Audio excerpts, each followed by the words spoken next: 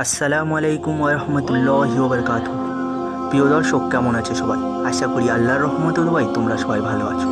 আজকে তোমাদের সামনে যে ঘটনাটি তুলে ধরবো সেটি হলো পবিত্র শবে বারাত। কীভাবে এলো এই শবে বারাত? বিশেষ এ রাতে মহান আল্লাহ তাআলা আগামী 1 বছরের জন্য মানুষের রিজিক, জন্ম, মৃত্যু ইত্যাদি বিষয় নির্ধারণ সহ তার সৃষ্ট জীবের উপর অসীম রহমত নাজিল করে থাকেন বলে এ রাতকে শবে বরাত বা ভাগ্য রজনী বলা হয়। এই শবে বরাত পালন নিয়ে আলেম ও উলামা ধর্মচিন্তাবিদদের মধ্যে মতভেদ থাকলেও 19 শতকের শেষে ভারত, বাংলাদেশ ও পাকিস্তানে ঘটা করেই পালিত হয়ে আসছে। একটিমাত্র হাসান হাদিসে একটি লাইলাতুন নিসফি মিন শাবান বলা হয়েছে। এই রাত লাইলাতুল বারায়াতও বলা হয়। বহু মুহাক্কিক আলেম ও ইসলামের বিশেষজ্ঞগণ এই রাতে বিশেষ কোনো ইবাদতের নির্দেশ নেই বলে মনে করেন।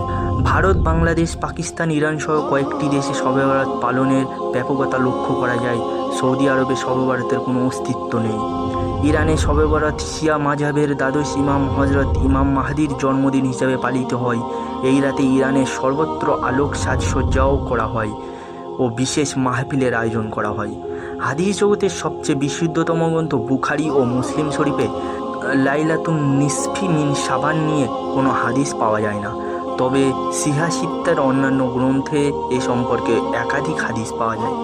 যেমন ইবনে মাজার 1388 নম্বর হাদিসে উল্লেখ করা হয়েছে, রাসূল সাল্লাল্লাহু আলাইহি ওয়াসাল্লাম বলেছেন, যখন মধ্য শাবানের রজনী আসে তখন তোমরা রাতে দণ্ডায়মান থাকো এবং দিবসে সিয়াম পালন করো, কারণ ওই দিন সূর্যাস্তের পর মহান আল্লাহ দুনিয়ার আকাশে অবতরণ করেন এবং বলেন, কোনো ক্ষমা প্রার্থনাকারী আছে কি?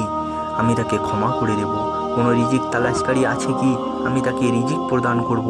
কোনো দুর্দশাগ্রস্ত ব্যক্তি আছে কি? আমি তাকে মুক্ত করব। এভাবে শুভে সাদিক উদয় পর্যন্ত চলতে থাকে।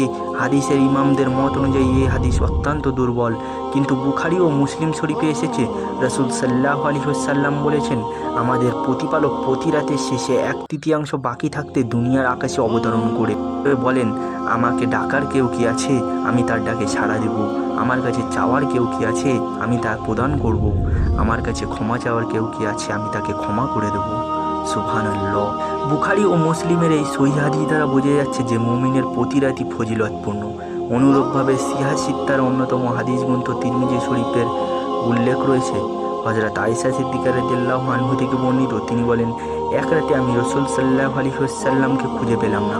তখন বের হয়ে দেখি তিনি জান্নাতুল বাকিতে আকাশের দিকে মাথা উঁচু করে রয়েছেন। তিনি বললেন, তুমি কি আশঙ্কা করেছিলে যে আল্লাহ তার রসুল তোমার উপর অবিচার করবেন? আমি বললাম, হে আল্লাহর রসুল সাল্লাল্লাহু আলাইহি ওয়াসাল্লাম, আমি ধারণা করেছিলাম যে আপনি আপনার অন্য কোনো স্ত্রীর নিকট গমন করেছেন। এতঃপর তিনি বলেন, নিশ্চয়ই মহামান্বিত পরাক্রান্ত আল্লাহ মধ্য শাবানের রাতে দুনিয়ার আকাশে অবতরণ করেন। এতঃপর তিনি কালব গোত্রের মিসপালের পশমের অধিক সংখ্যককে ক্ষমা করেন। সুবহানাল্লাহ। ইমাম বুখারী রহমতুল্লাহ আলাইহি এই হাদিসটিকে দুর্বল বলে আখ্যায়িত করেছেন। যেভাবে এলো এই শবে বরাত, ইতিহাস ঘেঁটে দেখা যায় শবে বরাত বলে 400 হিজরির আগে কিছু ছিল না।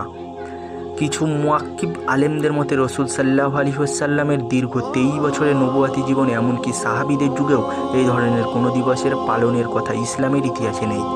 শবে বরাত সর্বপ্রথম চালু হয়েছিল 448 হিজরিতে বাইতুল মুকাদ্দাসে মসজিদুল আকসায়। ততকালে সেখানকার ইমামগণ বাদশার কাছে নিজেদের জনপ্রিয়তা প্রমাণ করার জন্য শাবানের রাতে মসজিদে উপস্থিত লোকেদের মাঝে বহু ফজিলতের ওয়াজ ও নামাজের অশেষ নেকি পাওয়ার বানোয়াট বিবরণ পেশ করতেন। এইভাবে আস্তে আস্তে ছড়িয়ে পড়েছিল সারা দেশে শবে বরাত।